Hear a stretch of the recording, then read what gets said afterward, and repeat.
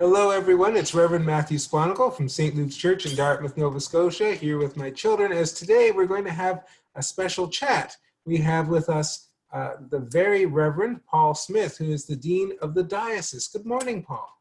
Good morning. How are you guys today? We're doing very well, I think. We're enjoying some trail mix as we're talking to you this morning.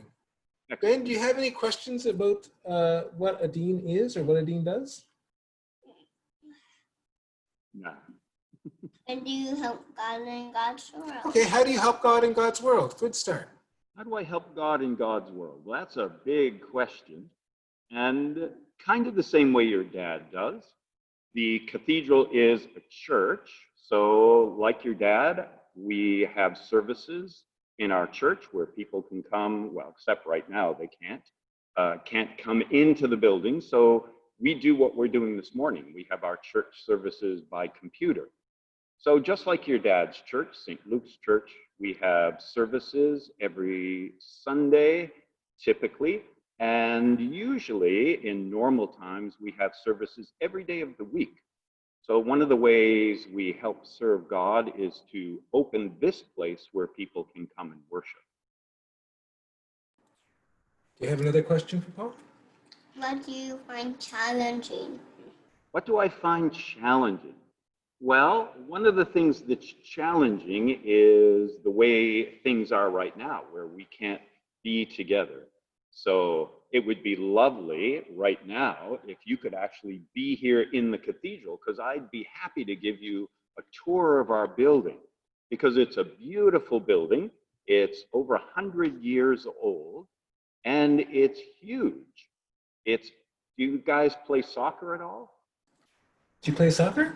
Yes, but it's canceled now that the virus is here. Well, at least we think it will be. We don't know if it's canceled yet. We're still waiting. But you play soccer, so you know how big a soccer field is. The cathedral is as long as a soccer field. As long as a soccer field? That's at least longer than Daddy's arms. It is. Well, I hope it's longer than your daddy's arms. And it's also very, very tall. It is, do you know what, you must use Legos. You play with Legos? Well, you know how big a Lego brick is, your regular Lego brick. Well, if you took Lego bricks and started to stack them up, you ever done that to see how tall a stack of blocks you could make? Made a big tower. Yeah, it would be like from here to here. Yeah? Okay, well, imagine if you had enough Lego blocks to keep stacking and stacking and stacking and stacking. It would take, I don't know if you can see that, 3,000 Lego blocks stacked on top of each other to reach the ceiling in here. So it's as long as a soccer field, and it's really, really tall. And that doesn't make it a cathedral. A cathedral is a cathedral because it has a special chair in it. On the purple team now. Your son's soccer. But it has a special chair, Paul was saying. Did you know that you sat in that special chair? On New Year's Day, we went to a levee and we got your picture in the bishop's chair.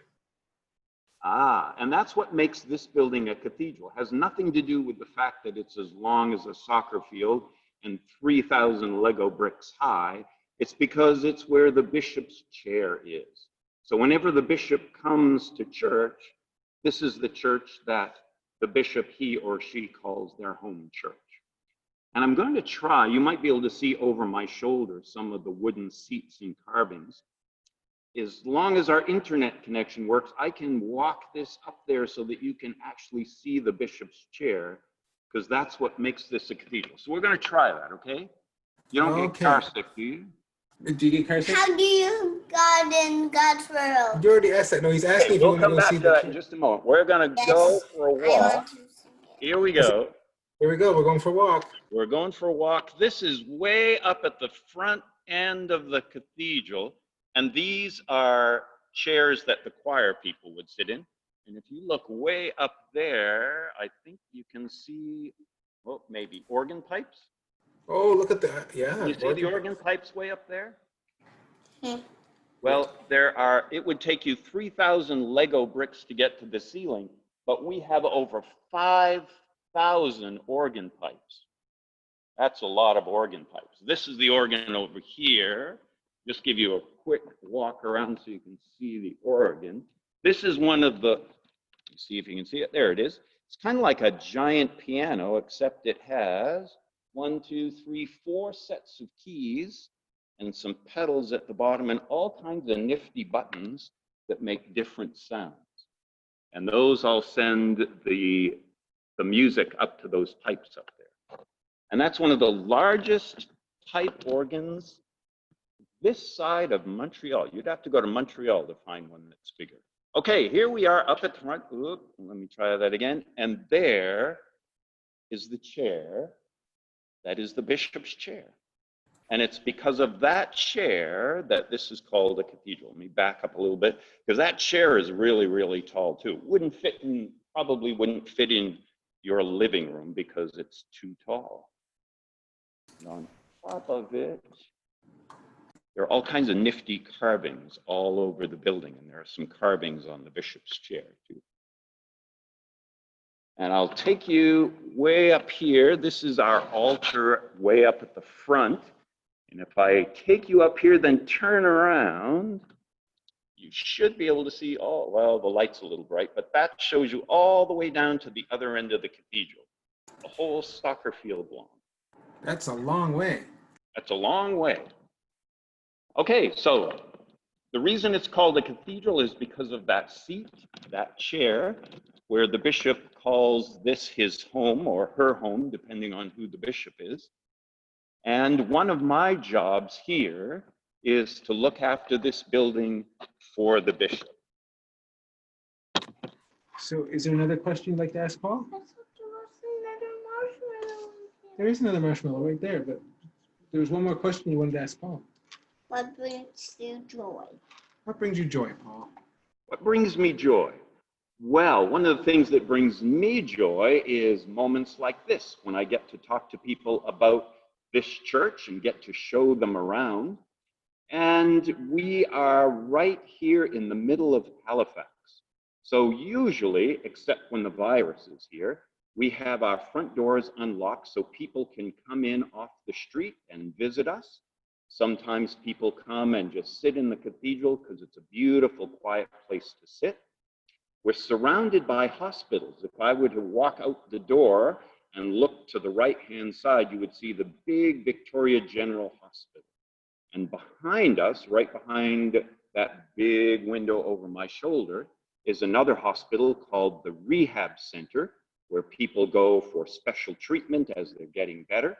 And a lot of those people come into the cathedral, either to visit. Family members come when they're looking for a quiet place to be, or some of the patients come too. So that's one of the things that gives me joy, is to be able to open our door to the city around us, welcome people in. Sometimes I get to talk to them and tell them the story of the cathedral. And a lot of visitors come who are visiting Halifax, because we have a big park across the street called Victoria Park. So that's one of the things that gives me joy. Talking to children gives me joy.